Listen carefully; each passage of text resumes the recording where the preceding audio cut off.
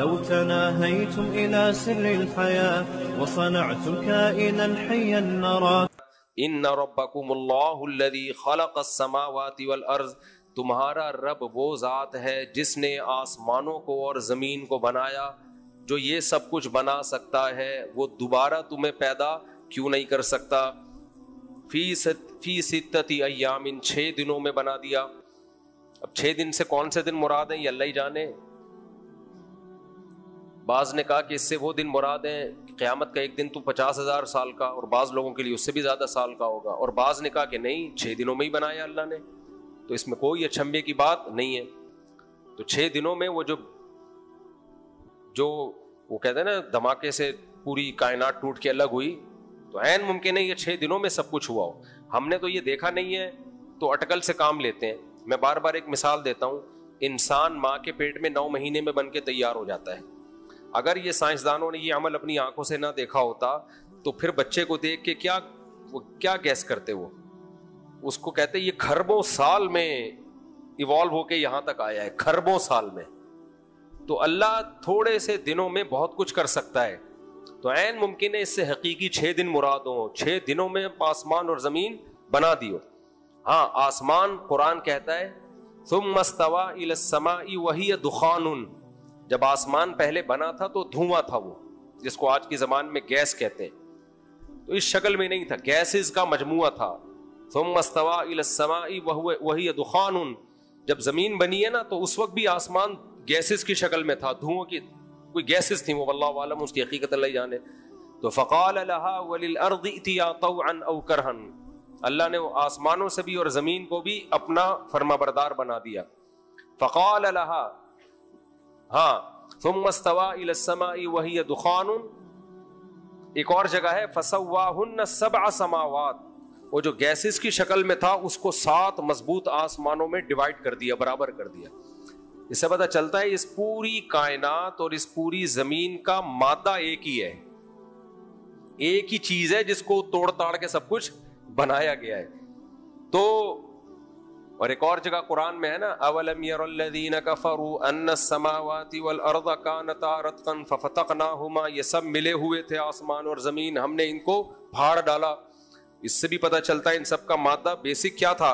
ایک ہی تھا. اسی کو اللہ نے مختلف شکلوں میں تقسیم کیا ہے، بانٹ دیا اللہ تعالیٰ نے. تو اور پھر اللہ نے ایتیا، اللہ کہتے ہیں ہم نے آسمانوں اور زمین سے کہا کہ فرمانبردار ہو کے چلے جاؤ. ایتیا طوعا او کرہن، تمہاری مرضی، زبردستی ہم تمہیں اپنا فرمانبردار بنائیں یا تم اپنی خوشی سے ہمارے فرمانبردار بن جاؤ. تو دونوں نے مل کے کہا اتینا طائعین، اے اللہ ہم اپنی خوشی سے تیرے فرمانبردار بنے. نہیں بھی بنتے تو اللہ نے بنانا تھا. زمین کو جب اللہ نے کہا نا گھوم لے سورج کے گرد، تو زمین نے کہا خوشی سے گھومو گی، ٹھیک ہے. نہیں گھومتی تو بھی اللہ اس کو گھماتا. تو مقصد یہ ہے کہ یہ کائنات بھی اللہ کی فرما بردار ہے، تو انسان کو بھی چاہیے کہ وہ اللہ کا فرما بردار بن کے زندگی گزارے. اب کائنات اللہ کی فرما بردار ہے، اسی لیے اس میں توازن ہے یا نہیں ہے؟ زمین اگر اپنی اڑی پہ آ جائے کہ میں 23 ڈگری جھکی ہوئی ہوں، میں تھوڑی سی کروٹ لے کے ادھر کو ہوں گی، تو زمین کا بھی بیڑا غرق ہوگا اور ساتھ ساتھ ہمارا بھی بیڑا غرق ہوگا.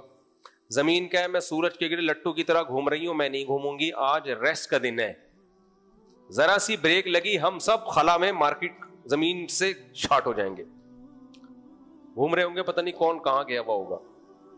تو آسمانوں اور زمین جو ہے یہ اللہ کے فرما بردار ہیں، اسی لیے نظام کائنات چل رہا ہے. تو اللہ ہمیں ان آیتوں میں سکھاتے ہیں تم بھی فرما بردار بن جاؤ. کیا مطلب فرما بردار بن جاؤ؟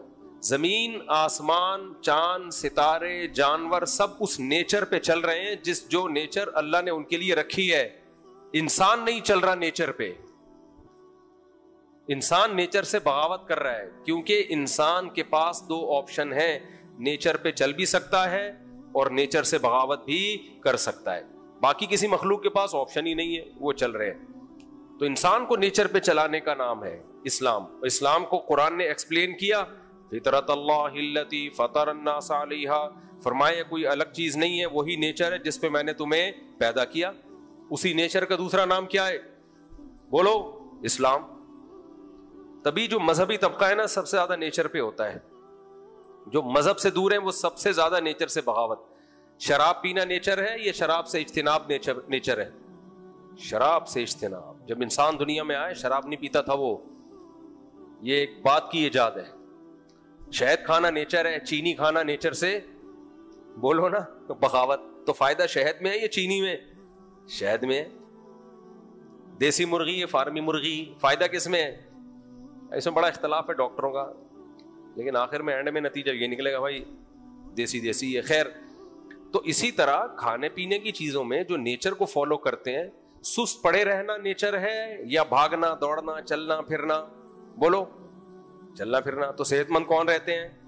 تو جیسے جسمانی صحت کے لیے جسمانی لحاظ سے نیچر کو فالو کرنا ضروری ہے, مینٹلی ہیلتھ کے لیے, روحانی صحت کے لیے روحانی طور پہ بھی نیچر کو فالو کرنا ضروری.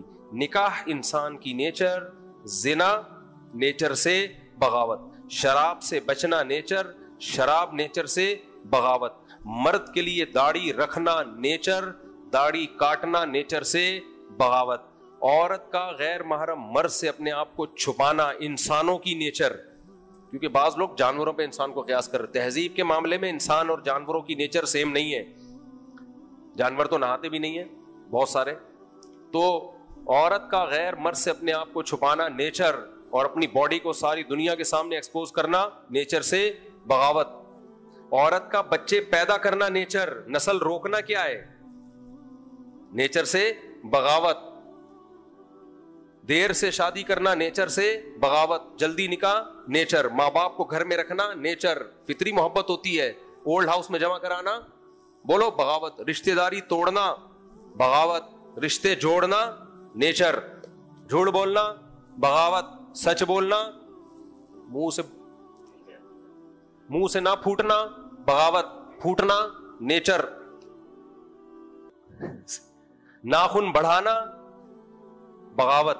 عورتیں بڑھا رہی ہیں ناخن, حدیث میں آتا ہے 10 چیزیں فطرت ہیں, فطرت نیچر ہیں, جس میں ناخن کاٹنا, مونچھیں تراشنا, مونچھیں بڑھانا نیچر سے بغاوت. وہ اتنی بڑی بڑی عجیب سا لگ رہا ہوتا ہے آدمی. تراشنا حدیث سے پتا چلتا ہے, کچھ چیزیں انسان اپنی عقل سے نہیں فیصلہ کر سکتا, پیغمبر بتاتے ہیں.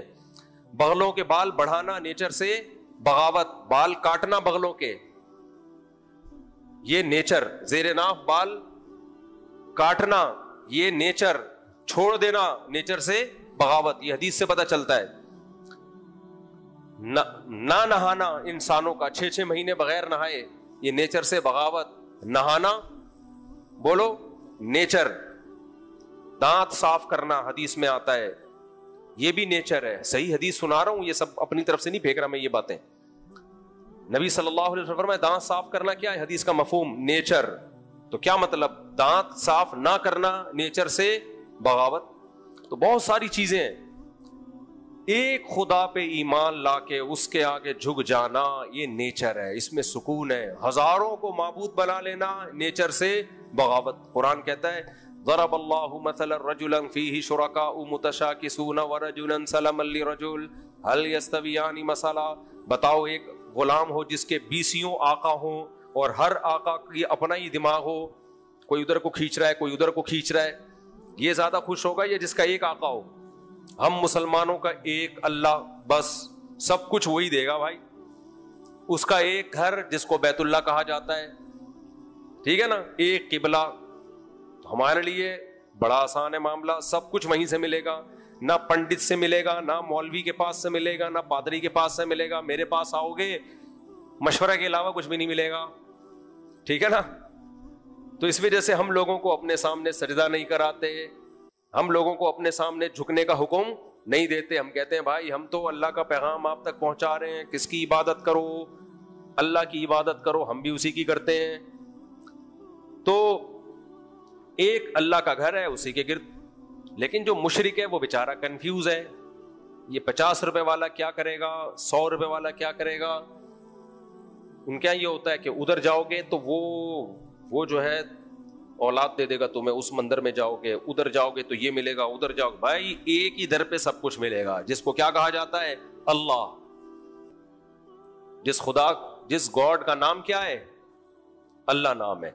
تو مسلمان کنفیوز نہیں ہے, تو توحید نیچر ہے، توحید سے بغاوت ہوا و حرص والا دل بدل دے، میرا غفلت میں ڈوبا دل بدل دے۔